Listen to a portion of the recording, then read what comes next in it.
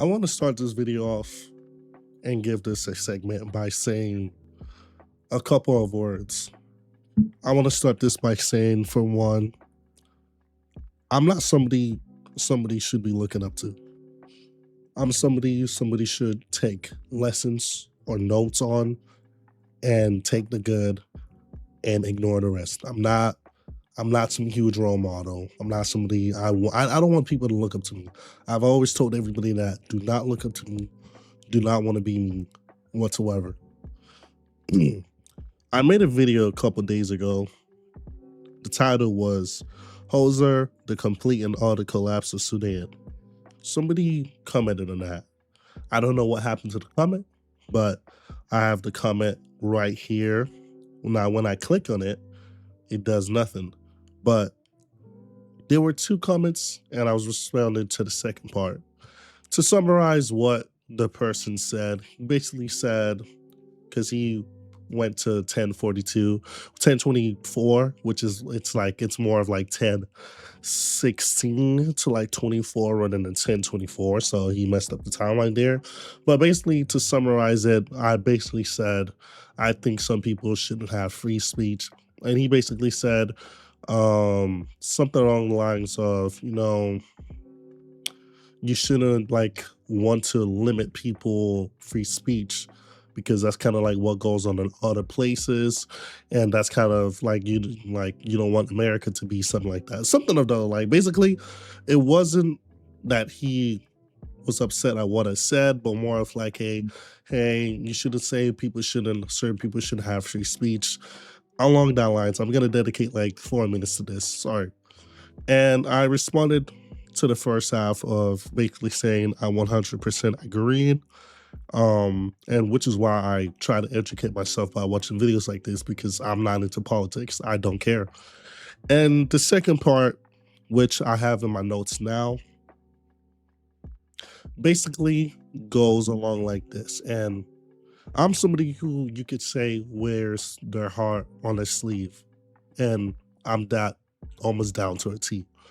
I basically responded to the individual by saying a few words. Now, let me start off. I said I agree and disagree. I don't want to limit free speeches, but if somebody told and genuinely believed that Hitler was a good person, I'm all for jokes and feeding to them, but some people I believe should be executed by believing something so absurd, and I stand by that. I proceeded to say, as an extremist myself, which I've been working on since a kid, I never want to intentionally cause harm to people who don't deserve it. But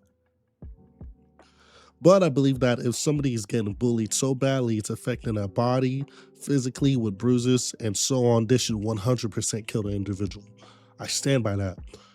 Whenever people ask me, have you been bullied? I always said no, but I said if somebody tried it, I would kill them. And I'm being so serious. I I don't care if somebody gets bullied. If I don't know the person, I believe everybody should fight back. So if you're getting bullied, I believe you should fight back. I'm not gonna be your knight in shining armor and come to save you. Fight back. But at the same time, if it was one of my friends, I would obviously step in and do something like cut that out. But if you were to try and bully me, I'm gonna kill you. Because don't play with me like that. You know? Do not. A lot of people when I was in elementary thought I had anger issues. I didn't have anger issues. I just didn't take light to the bullshit people in America was indulging themselves in. Don't like. I'm not one of them. Do not try me. Let's continue on with what I was said. I said I don't believe in that second chance BS. Some people deserve to live and some people deserve to be executed. Even in my own daily life, I don't bother anybody. Quite frankly, I'm a very quiet and introverted individual, but on numerous occasions, I publicly stated that I would kill somebody if they crossed the line. I've said that multiple times. I said that in elementary. I said that in middle school. I said that in high school. And I said it outside of school. I don't care who you are, this, that, and the third. Leave me alone. I don't bother anybody. So why are you bothering me? Don't bother me. Do not bother me, okay? Don't bother me. If I don't know you like that, there's jokes, but don't cross the line. I'm not one of them people you want to cross the line with. I take that very personal. Let me continue this. I live and die by my word, and I repent and work on myself because I'm not perfect. But I'm not going to act like I'm this nice person, but of the good nature of my heart. Sorry for the long rant, but as always, I appreciate your opinion and giving advice. Just as me, I don't want to influence people to do things unless it's what they want to do. And as somebody who has been SUICIDL, I don't believe I have the right to tell somebody whether they should not commit the S word or not. All right, I got asked this question before, like years ago when I was live streaming on YouTube. And my president said, I simply objectively state the pros and cons in life and tell them it's their choice and life at the end of the day. So I just want to dedicate this 7-minute long rant to the comment. And yeah, like I said, I'm not some morally upright person. I try to do things the right way. I try to live a good life. I try to do the right things. But with that being said, I'm not gonna act like I'm this nice person who's scared of altercations. That's not who I am. That is not who I am. I don't care if you got a kid. I don't care if you're pregnant. Don't leave me the fuck alone. Okay? Leave me alone. And with that being said, like always, if you want to support me, like the video, subscribe to the channel. Let me know what you think in the comment sections. What else? Follow me on Twitch and YouTube. And let's get into this video by TrappUniversity. Shout out to TrappUniversity for commenting on my video. Very random. The Chinese Mafia of Taiwan. And let's get into this video. Shout out to TrappUniversity once again. And yeah, I've always said this before, but I've always told people, if you're gonna fight me, seriously, bring a weapon.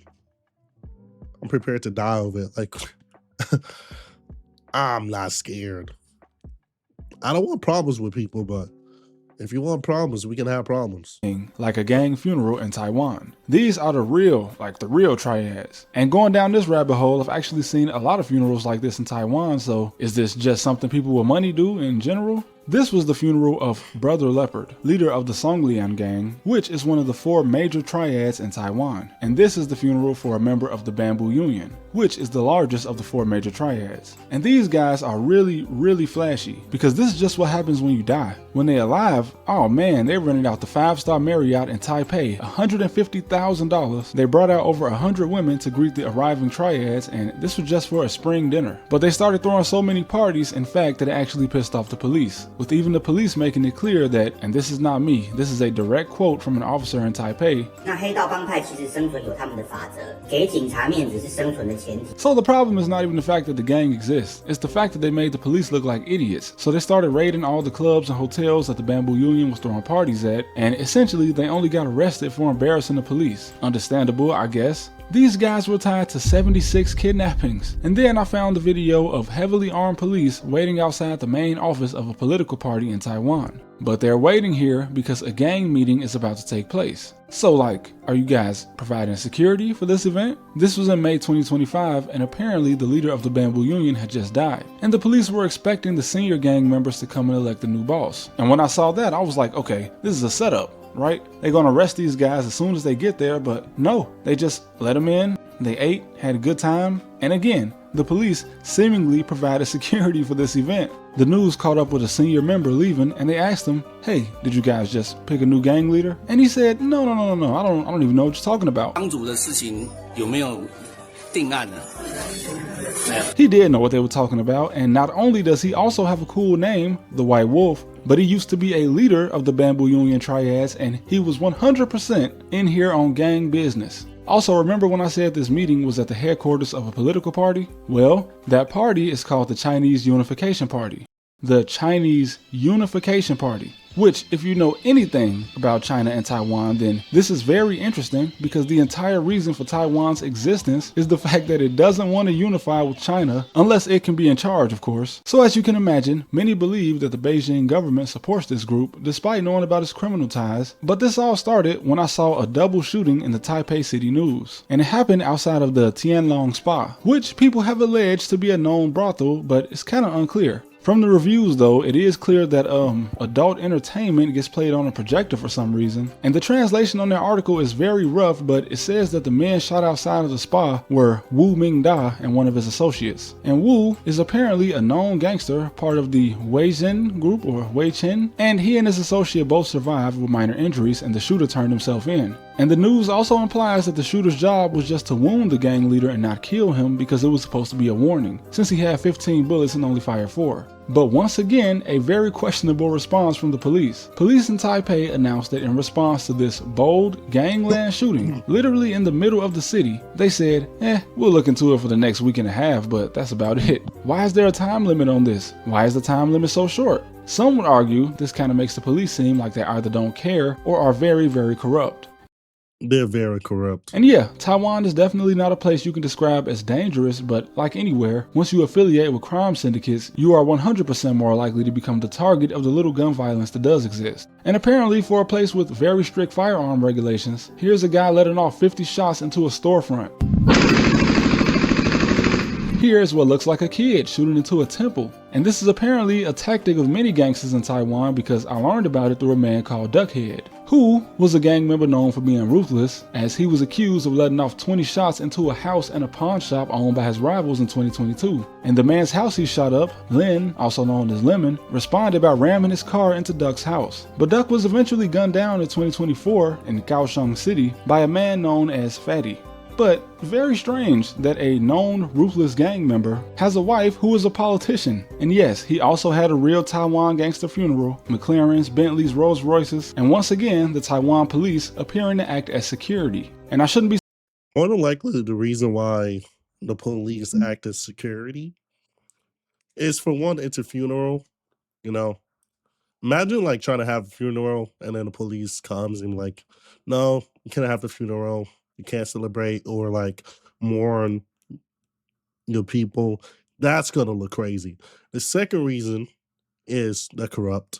The third reason is and the same thing, I wouldn't say the same thing because Chinese and America are two different spectrums. But but I'm not gonna quote where in America. I'm thinking Chicago, but one side of a gang was hosting a funeral for, of course, their lost one, and another gang came, shut up the place, hit a couple of people, killed like 1 or 2 people. That's more than likely why they're trying to reduce the violence by showing police presence, so a gang just doesn't publicly and brazenly just like, because if you're attacking the gang funeral, you're also attacking the police because the police is there. So, and now you're giving the police like valid reasons to actually go after your gang, which is not smart. So that's probably 3 of the reasons why. But at the end of the day, this is legit all speculations. The thing that happened in America did actually happen. I think it was one. I think it was no, maybe it was Jacksonville. Anywho, I don't remember which place, but that happens. That surprised because the happens. officer earlier in the video did also say that there was a mutual respect between the gangs and the law. But this and his marriage also raises more questions about the ties between the government and the triads, both the Taiwanese government and the CCP in the mainland. Now, I've heard people say that most triads are from Taiwan instead of mainland China, but the largest group of triads in Taiwan is mostly made up of Taiwan Wai which is a very rough translation of mainlanders in Taiwan, or Taiwan aliens, but it also sometimes translates as Da Lu Ren Za Taiwan. Wow, can't wait for the people who actually speak Mandarin to hear that, but this is a term used to describe migrants that came from the mainland at the end of the Chinese Civil War and their descendants. And the Bamboo Union was actually founded by a guy from the mainland, so I guess it kind of makes sense why the CCP is alleged to be in collusion with the Bamboo Union to promote unification with the CCP. But jokes aside about the police, Taiwan usually ranks as one of the top 50 most transparent countries, signaling that it's not that corrupt, although recently there have been a few corruption scandals in government. Those 40 weeks go by fast. Which shouldn't be that surprising. Corruption. Corruption is everywhere. You? But regardless, when things happen involving one of these groups, it's often done in a way that shows little regard for the law. Like when members of the Songlian gang beat a guy at the entrance of a Taiwan police station. But interestingly, despite the Bamboo Union being well known, it seems like the more information I read about them, the more questions I have. They've been known to be loan sharks involved in drug and human smuggling, as well as in the past, contract killing. But where's the money coming from? Yeah, they could possibly be tied to the drug trafficking in the Golden Triangle, but it still doesn't answer any of my questions. These are guys that pop out in over $5 million worth of foreign cars and show off their wealth like a drug cartel in Mexico. But the difference is the police in Mexico at least say they're trying to arrest these guys, while in Taiwan, the triads make news appearances, the police guard their dinners and funerals, and the government in Taiwan even accuses mainland China of sponsoring organized crime by using triads to support unification, while also allowing a former triad leader to operate a legit political party that's pro-unification. Corruption to the max. Straight up corruptions. But yeah, democracy. I guess it will be kind of undemocratic to not allow him to have a party just because he's a pro-Beijing triad, but the criminal activity out in the open sounds like a movie sometimes. I mean, in 2018, the White Wolf sent one of his sons, Zhang Wei, to lead a diplomatic meeting with the Kyokurukai Yakuza in Japan, where they exchanged intelligence, with the Japanese media believing that this close relationship between the Bamboo Union and the Okinawa branch of the Yakuza is part of an attempt by the CCP to extend its influence in the area, which, in case you didn't know, Okinawa is part of the Ryukyu Islands, which had a small independence movement, but for the most part, everyone in these islands wants to remain part of Japan. But if the CCP wants to use this group for intel and political influence, I wondered, what political influence does the Bamboo Union have? Yes, they've been tied to the Unification Party, but that party doesn't hold any seats in government. But the answer to that question is strangely when a murder for hire comes into play. You see, in the 1980s, the founder of the Bamboo Union Triads flew to California to kill a man named Henry Liu. Henry was a journalist that immigrated to the United States and started criticizing the ruling party of Taiwan. And when the killer flew back to Taiwan, the United States implicated him in the murder and he was arrested. But when the US requested that he be extradited to face charges in the US, Taiwan said no, and 6 years later, he was released from prison. But where this connects to the Taiwan government is when Vice Admiral Wang Xiling was accused of being the one who ordered the hit, which is not all that surprising when you realize that he was also the head of the Intelligence Bureau, or essentially the CIA of Taiwan, and even though he was sentenced to life in prison in Taiwan for his role in the crime, he was also released 6 years later after receiving special treatment in prison, since apparently his cell had a kitchen and a private room, and it was big enough for his family to come and live with him during his sentence. And yes, he was granted clemency by the president. So here we have the government of Taiwan seemingly not wanting to punish a high-ranking official or his paid triad hitman. But since this was a plot against a dissident of the ruling party, it's possible that this happened before the CCP was fully supporting the group. But this actually makes the government look even more suspicious, since the triads still appear to be able to do whatever they want no matter which party they support. But it doesn't stop here. Have you ever heard of a gang-affiliated temple? Because according to the Global Taiwan Institute, the Jinlang Temple in the Daxia district of Taichung City, which organizes the largest religious event in Taiwan, a pilgrimage for the goddess Mazu, is chaired by Yinqing Piao, who... This is... wow, come on. This is kind of like off topic, but why doesn't the cartels in Mexico just do the same thing? Now, we know Mexico... I just bit my tongue. Now, thankfully, it wasn't like really hard. Now, we know that Mexico is corrupt, like very corrupt. But the extent of the corruption is not like, it's not like someone like what's happening in China right now. Somebody who has ties to gangs, triads, etc. My accent, triads, etc. It's not like those type of connection or corruption. It's more of like, hey, I'll pay you, or extortion or blackmail. If you don't do this, we have the location of your loved ones or whatever, and we'll put our head out on them and get them killed. It's more of like, yeah, that it's like that type of corruption, but not the type of corruption that's going on over in China. Again, this is all speculations. I'm not saying this like it's a fact. It's all speculations. Why don't the cartels in Mexico just do that? If they did that, I believe there would be less crimes, but more missing people. Because, like, the corruption would skyrocket, but I feel like the crimes would dip. Maybe that doesn't make sense. I feel like the crime rate would lower if that happened rather than going higher, but the corruption would also be a lot more increased. Just my own little 2 despite cents. being a gang member, was also a member of government for 10 years. And Yin is still the chairman of this temple, with Taiwan's president still making appearances there, despite the fact that Yin was found guilty of spending government funds at hostess bars, which is essentially a strip club with no poles. But the dynamic of gangs, temples, and politics is just a byproduct of the less than democratic side effects of how Taiwan is run. This is not traditional organized crime that people are used to in the West. Much like the Yakuza in Japan, it's a mix of gangsters involved in politics and legitimate business. But unlike the Yakuza, these groups have much more freedom, as constant crackdowns and law changes in Japan make it harder for the Yakuza to operate. And yeah, I've had a lot of fun with this Asia series. I'm glad you guys enjoy it. I even spoke on Israel in my last video, and I noticed that a couple of you guys were kind of worried about me, but we're gonna continue the series and let me know how good my Mandarin was. Either way, thanks for watching.